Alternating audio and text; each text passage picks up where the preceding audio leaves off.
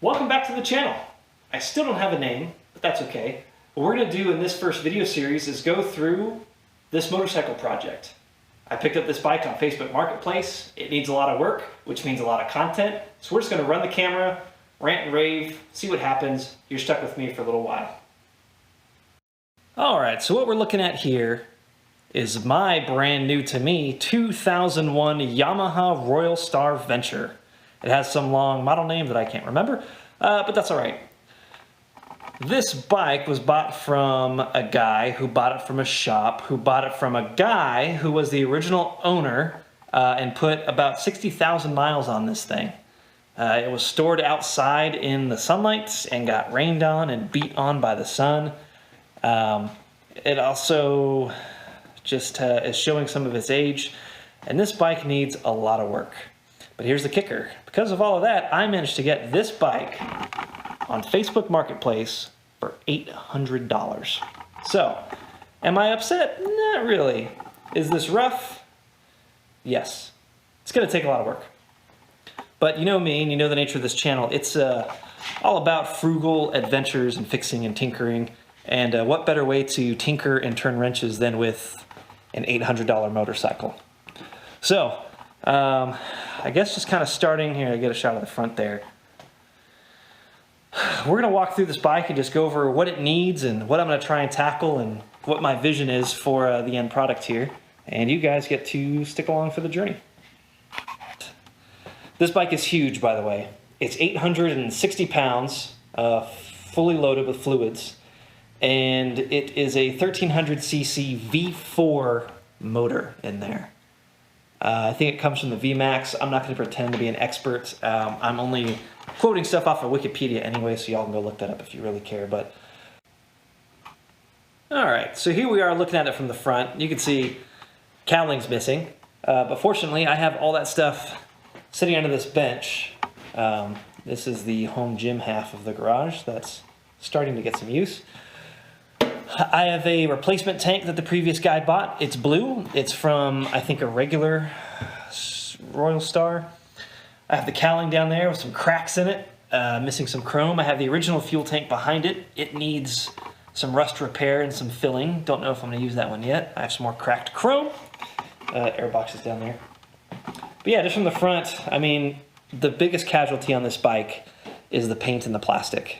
That's going to be the creative part on my end, but there's just little cracks and busted mounts, and I'm gonna need probably an entire bucket of JB Weld as this project goes on. But some of the plastic's intact, but just kind of stress cracked and faded. That's how these wind deflectors are. You can see here I've got an HID headlight. It's got the lead busted, so I'm gonna have to re-terminate that. But I have the ballast that's sort of zip tied on there. I know 2 of the speakers don't work, so I'm gonna have to get in here and mess with the radio unit and troubleshoot these connectors and check the resistance on the speakers. That'll be fun. Here's the front fender. It's got some road rash, but not gonna keep the paint anyway. The side covers need to get refastened, and I need to JB weld the connectors back on. Here's the front. This is pretty rough too. Aside from the faded paint, you can see the speedometer there is all peeled and faded. Kind of gross. Cute little cassette deck. Doesn't latch, but it is cute. But here's this little handy dandy radio thing. I don't know what they call it in the manual. I couldn't find it on eBay. It needs a bolt other than this Home Depot carriage bolt. It's missing the knob, but it does work. It has a built-in CB radio. There's a phone mount for a mount I don't have. Of course, I got my beer holder. Aftermarket tachometer, probably because this one's all jacked up. At least I've got a mirror on this side. I'm missing the mirror over here. Coming down, there's, you can't really see, but there's some cracks and loose mounts in there. The tank is off. Not a lot of issues there, but these connectors are good. I've got some spilt grease from lubricating the steering head is over there. And while we're here, might as well look at the biggest issue I'm facing. This bike has cracked and leaking valve cover gaskets. You can see the oil kind of built up in here. You can see a little crack there, hopefully, not sure. Not much better on this side, it's kind of messed up there too. That's gonna take a lot of work. I just ordered those today, 2 gaskets, 35 bucks a piece. I can take the valve covers off while the engine's still mounted in the bike, so that's not too hard. But yeah, that's going to be probably one of the most involved things on this project is getting the heads off, the covers off, and the new gasket on. Notice I'm missing my cute little aluminum covers, so I got to order one of those for a couple bucks. Moving right along, there's supposed to be a cover in here covering all this up according to the manual. That's missing. Don't know if I'm going to get it. I don't have the side cover that's supposed to have paint on it. That's missing, so I got to order a set of those if I feel like it. I'm also not sure if I'm going to replace this. This got melted. This wasn't mounted and it was touching the exhaust. That's a starter circuit relay, if I remember correctly. So yeah, that's what we're doing down over here. Coming up here to the battery box. This is the horn relay. I do not know what happened here, but it was in bad shape. I did this yesterday. This was wrapped with duct tape and the contacts were touching each other just about. So that could have been really bad because there's no fuse. No fuse on this line. And that would have just started shorting out if anyone had crushed this in there. So fixed that, wrapped each one individually with electrical tape. I know that doesn't seem like much of a fix, but trust me, it is safer. But this horn relay doesn't quite work. It clicks, but the horn doesn't sound. Battery's luckily new. The guy bought a battery. Cables are kind of chewed up, but I don't know.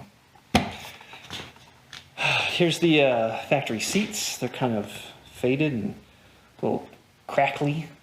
They're also kind of torn, but they are comfortable. Take my word for it. It is comfortable, even though it's old. Very plush kind of seats. This is the rear of the bike. I haven't tested these. I know the left speaker works, the right speaker doesn't. Hopefully it's just a fuse. Haven't tested the little intercom yet. Coming to the back, here's kind of a big issue besides the paint. Look at that crack. Look at the crack on that.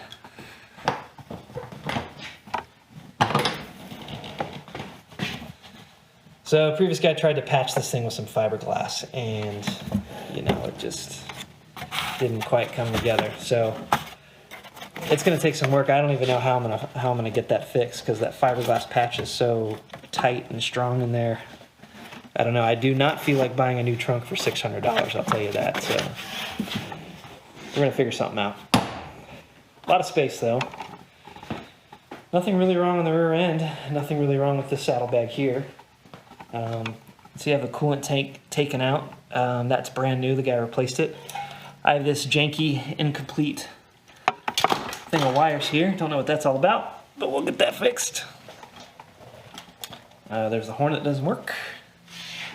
And this is in the carburetor video, but I've got the carbs taken out. I'm going to do a big rebuild. That's probably actually the most involved part besides the head covers is getting this carb rebuilt. That's in another video that you'll see later. This little brake booster thing's kind of cracked, but as long as it's holding brake fluid, I think I'm happy. Coolant's brand new. I checked it yesterday. It's got a good color to it. It doesn't look chunky and crusty, and it actually is full. And that takes us back to the front. So that's all the issues with this bike. And even given that bill of health, I'm still very confident in what we can do with this bike. And to wrap up this overview, just want to explain what my vision is for it. My vision is that this can be a comfy, capable, enjoyable road bike to do some long distance riding with my wife or maybe my daughter, go out to Big Bend, who knows. But I'm more of a form follows function guy. If this bike runs and is dependable, then I don't really care how it looks. Case in point, here's my 2004 Yamaha Roadstar Warrior. Very awesome, capable, almost drag racing kind of cruiser. And I also got this bike for an absolute steal. And you know what I did? I spray painted it black. I had a nice custom iridescent bright orange paint job. And you know what I did? I just spray painted the thing black. I like black. Spray paint was $5. I bought 2 cans. I did the fenders and the gas tank. And I wrapped it with a $35 black exhaust wrap that is now torn and faded.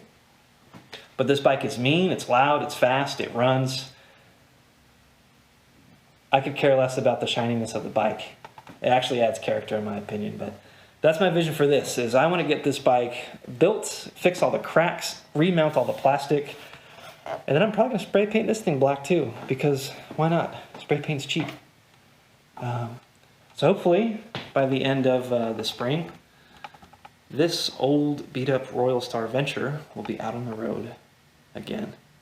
So, glad you could join me for this. Excited to see how this project takes off. Follow the other videos to see how this pans out.